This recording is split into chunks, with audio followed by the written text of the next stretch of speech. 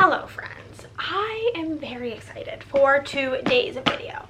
We're going to be seeing how many 5-star books we can find, and hopefully we're 3 for 3. I've picked 3. I have 3 books that I'm dying to get to, and I do fear that all 3 of these books have a high likelihood of being 5 stars. Well, what are they, you may ask? First things first is we have The Great Alone by Kristin Hannah.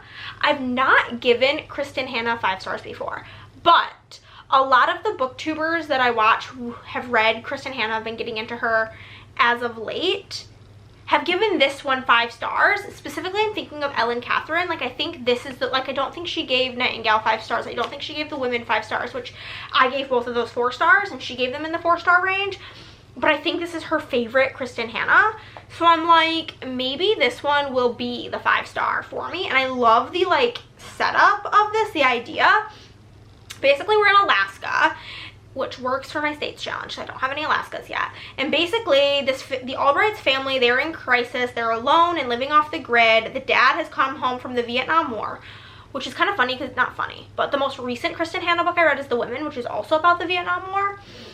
He's changed and he's volatile and has made the impulsive decision to move his wife and daughter to Alaska. The mom will do anything for the man she loves, but the 13-year-old daughter, Lenny, is caught in the riptide of her parents' passionate, stormy relationship with little choice but to go along, daring to hope that the new land promises her family a better future. And I feel like this is going to make me cry. And then we have got The Library of Borrowed Hearts, which I also think is going to make me cry. I've read one other book by Lucy Gilmore, and that is, this is the Library of the Broken Hearts Book Club. This is The Library of Borrowed Hearts, and this is about a girl named Chloe, and she's taking care of her 3 younger siblings to make ends meet. And she works at the library, and she stumbles across a rare old book where this cranky man who lives next door comes in and buys the book for a crazy price. She's kind of confused as to why, and then she realizes that there are love letters, love notes written in the margins of the book. Then come to find out it's not the only book in the library that has these things written in the margins. And it's like a scavenger hunt of love, and I think that sounds amazing. And then we've got From Lukov with Love by Mariana Zapata. I have read All Roads Lead Here and The Wall of Winnipeg and Me, which are both by Mariana Zapata, and I've given them both 5 stars. So we're 2 for 2 with Mariana, so I'm like, okay, that kind of leads me to believe that with Lukov with Love is also going to be a 5-star. One can only hope. I am really hoping we have another 5-star. I love a story about ice skating. I love that so much, in like a competitive sport. And this is about a girl named Jasmine, and she knows that this is kind of like her make or break moment for figure skating. So I don't know where it's gonna go, but I do have high hopes for these books. And if none of these are a 5-star, then I will keep reading books until we find one. But like, they're all gonna be 5 stars, right? Like, there's no other option. They just have to all be 5 stars. Okay, guys, I wanted to come on here and be really for real with you right now about The Great Alone, because I have had this book up on my Kindle, set as reading on Goodreads, for about 2 weeks. And I feel like on this channel, I'm often just flying through books, and I'm not really talking about books that I'm struggling with. And I've read other things. I've read and annotated a couple of books physically. I've listened to a bunch of audiobooks. I've listened to I've read a graphic novel. But I have not really read in my Kindle, and I'm struggling. I think that this video honestly is not going to come out till like August, which is absolutely wild because it's the end of June right now. And this time of the year is very stressful for me. If you don't know, I am a small business owner, and I have a shop where I make stickers. And my shop anniversary is the July 3rd. And so I've been prepping and getting things ready for a shop-wide sale and all of this stuff, and I feel like I've been very preoccupied, so by the time I get in bed at the end of the night, I just want to veg out. But I am trying to make it a mission for myself to get through this book within the next 3 days. Typically, I read a book in, I would say the longest it ever takes me is 3 days. Typically, I read a book in like a day and a half, I would say. But when it's a genre that I don't super read a lot, which this is historical fiction, then it does usually take me a little bit longer. In Kristin Hannah books, I feel like the first half are kind of slow, which is fine. I think I'm gonna give this book 5 stars. This is a kind of like an escape story from an abusive father, and I love escape stories, people getting out of bad situations, people becoming free. I love a story like that, so I think I'm going to love this once I get into it, but my brain is mashed potatoes. The only thing I can get through right now is audiobooks, and I need help. So I am about to get the lazy girl setup going. I'm gonna hunker and I'm not even gonna film B-roll right now because I just need to get through this book. Like, I just need to zone on in. It's 8 o'clock, 8 to 9, 9 to 10. It says I have about 8 hours left, so I could potentially get, if I read till midnight, it would be about 50%. I don't think that's going to be the case, but I would like to get at least a third of the book read. That is my goal. 33% of this book would be stellar because I'm on chapter fucking 2. And it's making me sad, and it's making me upset, and I just need to focus. I feel like this TBR that I'm working on, I keep adding books to it, and I'm not getting through anything. And I'm getting really overwhelmed and really anxious. So I'm gonna just cozy on up with The Great Alone and get this book read. Or at least a third of it read. That's the plan. And I'll check in with you guys tomorrow. Also today, real time, has been one of those days where just literally nothing has gone right. It started with bad vibes this morning. I'm not getting into it. And then, like, everything work-wise just took me 8,000 times longer. I let myself get really behind on filming videos for my other channel, which is for my small business. I've just been playing catch-up today, and I hate when I do that, but it's done. So we're going to get into The Great Alone right now. Okay, friends, it is the next day, and I read about a third of the book last night. I was at like 33%, and now I'm at about 50%. I've been reading while I've been editing videos, like in between waiting for them to render, and I've gotten to like 50%, and my Kindle says that I have 3 hours and 45 minutes left. I have a feeling it'll be more like 3.5 hours because for me, the second half of the book, way quicker. I read it way quicker. I already know who the characters are. I know what we're doing here. It's 7:09. I'm finishing this tonight. Like, I'm not bringing this book into tomorrow. I've brought it into too many days. I don't think it's going to be a 5-star. I think Kristin Hannah might just be a 4-star author for me because she does things that I just don't like, which are like very subjective. Like, her chapters are very long. This is a, hold the real book, it's right here.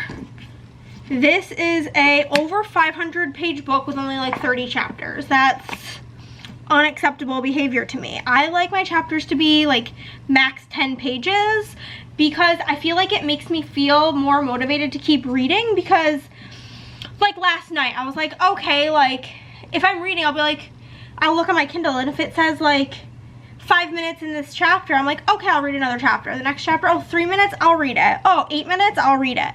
But last night I'm like, 23 minutes in the next chapter? No thank you. No thanks.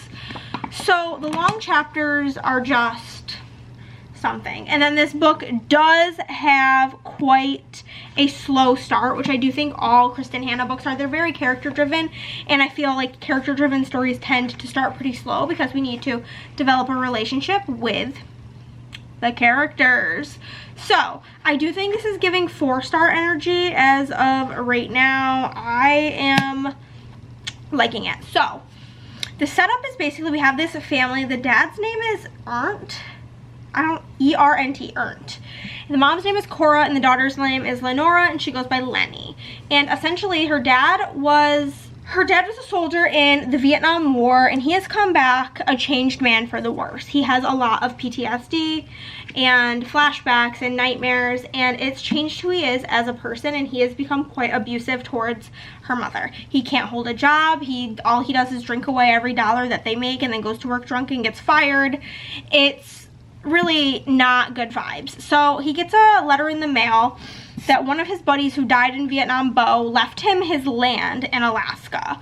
So he decides for the umpteenth time that he's moving his family. And Lenny's upset. She's 13. She's like, I don't even get to finish my school year. And her mom's like, no, this is what your dad wants. It's what we're doing. And she's like, okay, but like, what if we go somewhere really remote and he gets worse and he like keeps hurting you, basically. And her mom's like, oh no, he'll be better there. So they moved to Alaska, and it's like a 30-person town in Alaska. You can only get in on a boat or plane type of town. And the piece of land and like the cabin that was left to the family is a dump. Like, there's literal poop everywhere. Like, there's no running water, there's no electricity. Like, they have an outhouse. And it's like spring-ish, summer, late spring, early summer, and everybody's like preparing for winter because you got to make sure you have your food stocked up. You got to watch out for bears, all of these things, and they're not prepared for this situation. So Lenny makes friends with a boy her age in town named Matthew, and we're just kind of like learning about their life here in Alaska while dealing with the fact that though this is a tiny town, there is a bar, and the dad is like, his aggression towards his wife and his jealousy if any man ever speaks to her is just getting worse and worse and worse. And Lenny is like, Mom, we need to go. Like, he is gonna keep hurting you. And the mom's very much in the mindset of like, oh no, he won't do it again. Which, like, I'm trying to have grace for the mother because I can't imagine being in a situation where I'm being like attacked like she is. However, it's hard knowing that she's keeping her daughter in this situation when everybody in town knows what's going on. Like, she can't hide the fact that she has black eyes, and they're like, we will take you guys, and like they have options, but she just is like afraid to leave him. So he had gotten a job kind of like out of town and squandered that situation, and things just are getting worse. They're getting worse. I'm on kind of like part 2. It's sort of broken up into parts, but it's by years.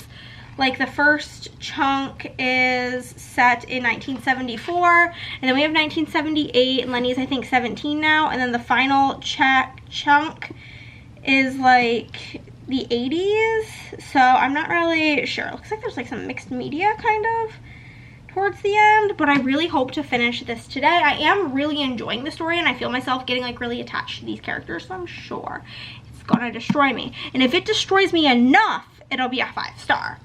And then whenever we finish this, the next book we're going to read for this is from Lukov with Love, because I love Mariana Zapata and I'm excited. I hope it's good, and I'm really craving a romance.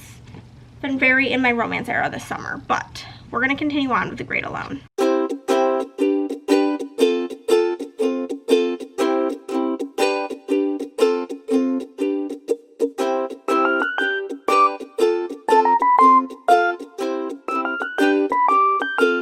Okay, friends, we are about halfway through from Lukov with Love, and yeah, this is the chapter I'm literally on. I'm about to start chapter 10. I'm a little bit less than halfway. I'm like 45% of the way through. I'm about to start chapter 10, and I feel like with Mariana Zapata books, the beginning is very slow. These are slow burn romances, so naturally the initial start of the book is slow. However, I am getting to the point, I feel like it's usually around 40 to 60%. I'm like sacked. One thing that's driving me absolutely nuts is the criminally long chapters. If you know me, I'm part of the short chapters club, and I want you to like pause, answer down below. Does chapter length bother you? Because this has been like big, not like discourse, but it's been a big conversation with me and my bestie girl Andrea. She has some psychopathic tendencies where girly pop's like, I don't care how long a chapter is. If I'm tired, I'll just stop in the middle of a chapter. And I'm just like, no, I cannot stop in the middle of the chapter. Like right now, I was getting kind of hungry for lunch, and the next chapter, because I'm reading this on my Kindle, is like 30 minutes left in the chapter, and I'm like, okay, well, I guess I'm stopping. And like the other night, I was like starting to get sleepy, and in any other situation, if I was reading a book on my Kindle and it was like 4 minutes left in chapter, 8 minutes left in chapter, I'd be like, okay, well, I'll read another chapter, and it makes me read more. Like, I know it's just psychological trickery, but the long chapters are killing me. This book is over 500 pages, 530 pages, and there's only 24 chapters. I've read books shorter with like 100 chapters, so that is like my biggest complaint thus far. But where are we at? So basically in this book we have got our main character Jasmine, and Jasmine is a figure skater. She's been figure skating for a lot of her life. She also is working for like a family friend. I don't think we've really discussed what her job is, but she's doing it to pay for her skating lessons. About a year ago, well, no, she was originally figure skating singles, and then for reasons we haven't gotten into yet, she switched to partners. However, her and her partner had something, like, he dropped her. She felt like they were not a good match, and then he basically like dropped her without like a discussion. Like, she found out because he had posted that he was gonna be skating with this girl Mary now. And so since then she's kind of just been like practicing. She's had a very big mental block, doing a lot of falling in her practices, but she is determined to not give up on skating, even though she is now 26 and it's kind of the end of the career for a figure skater.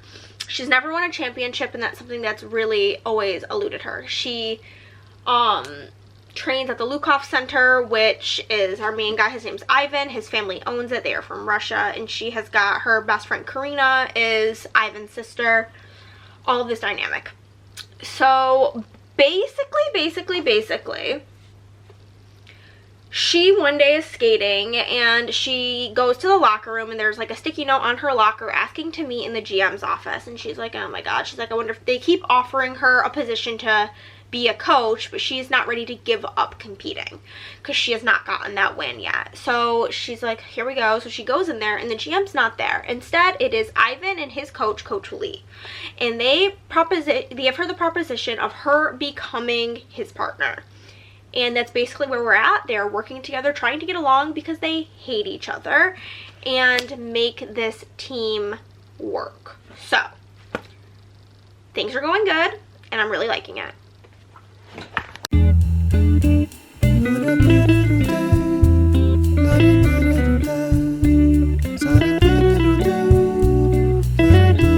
Do I know myself, or do I know myself?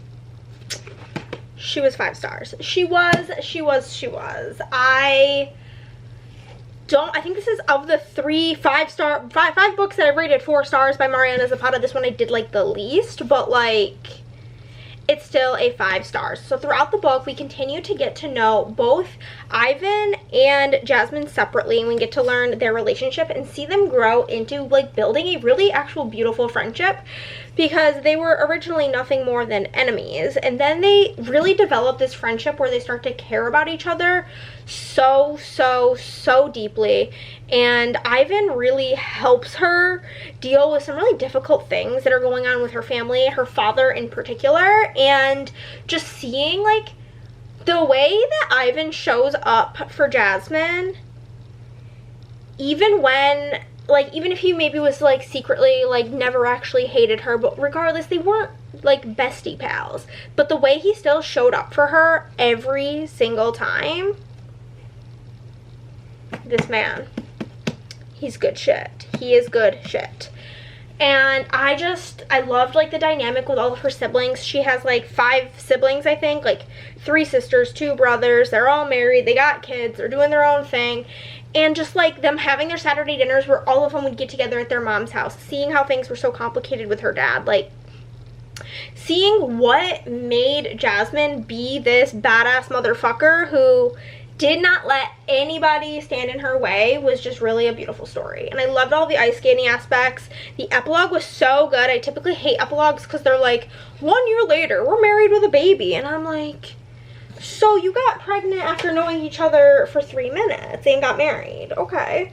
But no, the epilogue was 9 years later. Amazing. Loved it. 5 stars.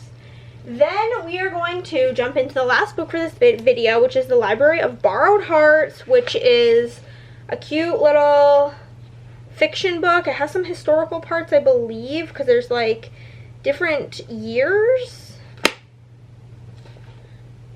I believe. Did I make that up? Did I? Yeah, like this one just says that this is the 60s, so I think it's like technically a little bit historical, but I am thrilled to get started on this. I'm thrilled we had another 5 stars. It's going great around these parts. About to get started on this goody gumdrop of book. Hopefully it's good. It is 11 o'clock. I'm hoping to stay out here for like an hour. By noon it'll probably be like, it's like 85 right now, but like once it gets into the 90s, or there's like just some really like huge butterflies that freak me out, but we'll see. I'm trying to stay out here for an hour, but it's debatable.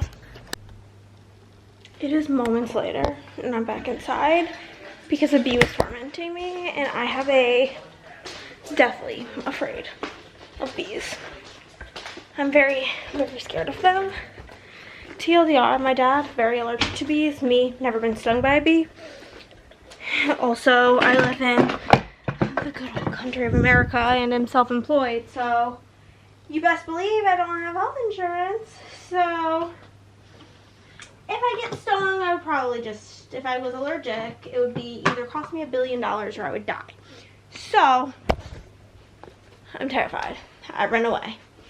And also the birds are being so freaking loud. Like, I couldn't even think straight. Literally could not even think straight. They were so freaking obnoxious out there. But I'm gonna put some wax in my wax warmer and have a lovely little time reading indoors, okay? Whenever I try to venture out, bad things happen. What do we want to use? Which vibe do we want to go with? Maybe we'll go with this coffee scent. Sounds good to me. Perfect.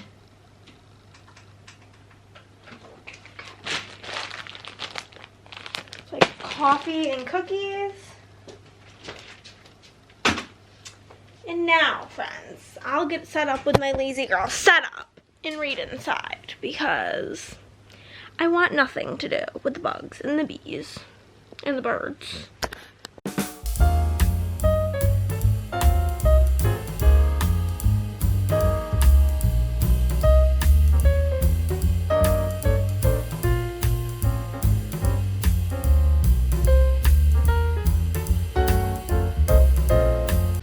Okay guys, I'm coming at you with worse news than I would like to. I'm about halfway through this book. I'm just about to get to part 2, which is where I'm kind of hoping it turns itself around. Part 2 is, I believe, our first time getting a different point of view. As of right now, we've only gotten Chloe, our main character's point of view, as well as a point of view in the 1960s. So essentially, Chloe works at a library. She's not a librarian because she had to drop out of school to raise her 3 younger siblings. Her mom just kind of up and left them for 2 weeks. CPS got called. She dropped out of college to go take care of her siblings. So now she's working at the local library, and she's been tasked with cleaning out the basement to get rid of these super old, crusty books. In there, she finds the book called Tropical Cancer or something, and it was this book that had been outlawed and was banned in the United States, and this is like some bootleg copy from the 1960s, and in the margins of the book are love letters between 2 people. So fast forward, she's home, she's thinking about, she like steals the book from the library because it was going to be thrown away, and she knows that she could get really good money for it, and she's struggling to pay for food for all of her siblings and pay for the house, pay the bills, her sister's on the debate team, like pay all these bills just on her own salary as like a library employee. It's really hard for her. And they have this grouchy next door neighbor, and he finds out that she has this book, and essentially he's like, I'll buy it from you for, like, what do you want for it? And she was like jokingly like $1 million, and he was like, come on. And she's like, okay, like 5,000, and he just hands her a blank check and says, whatever you think's fair, and takes the book. Come to find out, he and his long-lost lover, Catherine, were the ones writing in the margins of these books. They're introduced as this character, Zach, who's a doctor who helped tend to Chloe's little brother, who she calls Noodle, when he got really injured in this forest. He comes to the library to return a book, and he's like, hey, I just want to let you know, like, I didn't vandalize this. I already had this writing in it. And it is another book with more love letters. So now she's kind of on this wild goose chase to find these books that are her next door neighbor, Jasper, and his lover, Catherine's love story. And that's kind of where we're at. We are now going to get our next point of view, which is, I think, Jasper. This is going bad. Right now it's feeling like a 2-star read, which I'm very upset about, but the past point of view, like the 1960s point of view of Catherine Jasper's love story, it's very like Romeo and Juliet-esque, where like her family didn't want her to be with him and they had to sneak around and blah blah blah, but I'm just like so incredibly bored with the past point of view. I've been laying here for 2 hours doing nothing. I watched some YouTube, I've doom scrolled because I don't want to pick it back up. But I'm going to. I'm hoping that it at least redeems itself to a 3. My friend who I'm reading this with just rated it 5 stars. And I'm like, girl, I want to rate it a 2 right now. And she said that the second half is much more interesting. So I'm hoping that's the case, because the 1960s chapters are really doing my head in. And I'm not liking it at all. So that's where we're at with this one. The cover is so cute though. Ugh, and it's just really, the other book that I read by her, which was called the Lonely Hearts Book Club, I was so much more invested at this point, so I think that's like where my issue is coming in. Then I'm just like, if somebody told me, Hannah, you have to put this book down and you can never read it again, I'd be like, all right, I don't care what happens. So that's where I'm at. And I hope it gets better, because we have predicted, we have had 2 5 stars in this video, which is amazing, but this is not doing it. This is definitely not a 5-star. It's just not. Well, y'all, we win some. Winners. And we lose some. I'm so sad. I just finished this book and I gave it 2 stars. I just like, there were definitely found family moments. There was the grumpy old man trope. There was like some surprise reveals that I thought were interesting. But I just can't get past the fact that this is a 350-page book that I've been reading since like 10 o'clock this morning, and it's 7 p.m. Because I just could not focus because I was so freaking bored. This book was so boring. I don't really recommend it. Then I was like, well, maybe I'll give it 3 stars. But then I'm like, but I don't recommend it. Like, I would not recommend this book to somebody, so I don't think that like I would even give it 3 stars. And what's even more sad to me is that now means that it's going to be leaving my bookshelves, which makes me depressed because it's so cute. But there's no use keeping things on my shelves that I don't like even recommend. So the moral of this story, I would say I pretty well know my taste, because of the 3 books we read in this mission to see if my 5-star predictions were 5 stars, 2 of them were. We started with The Great Alone, which was a historical fiction by Kristin Hannah. I do think this is my favorite that I have read by her. I really enjoyed it, and it's probably tied with, actually I think I gave The Women 4, but like reflecting on it, it probably should have been a 5. And then I probably like The Women first, then this one, then I like The Nightingale third out of the 3 that I've read by Kristin Hannah. But this was such an incredible, incredible, incredible story. Then I loved From Lukov with Love by Mariana Zapata. I've rated all 3 books I've read by her 5 stars. This one is my least favorite of the 3, but like, it's a 5-star, so amazing. Then the one other book I've read by this author, I keep getting the titles confused. The other one's called The Lonely Hearts Book Club. I gave that one 5 stars, then I give this one 2 stars. So whenever this author comes out with a third, she has like other books that are like not this in this like vein, but when she comes out with another book in this vein, if she does, I'll give it a try to see if maybe she was just a one-hit wonder, which would be really sad. But that's gonna be everything for today's video. We got through so many pages in this because these 2 books are both so long. But I'm so grateful for you being here, and I'll see you next time. Bye.